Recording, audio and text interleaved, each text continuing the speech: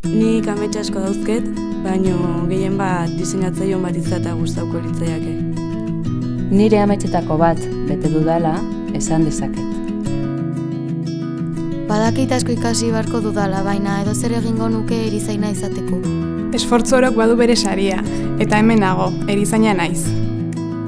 Txikitatik gustatu izan zaizkit robotak eta aurrerantzen ere robotekin lan egin nahiko nuke. Gaitek robotika enpresa sortu egin dugu eta horrela nire hobia eta nire lana bateratu egin ditut.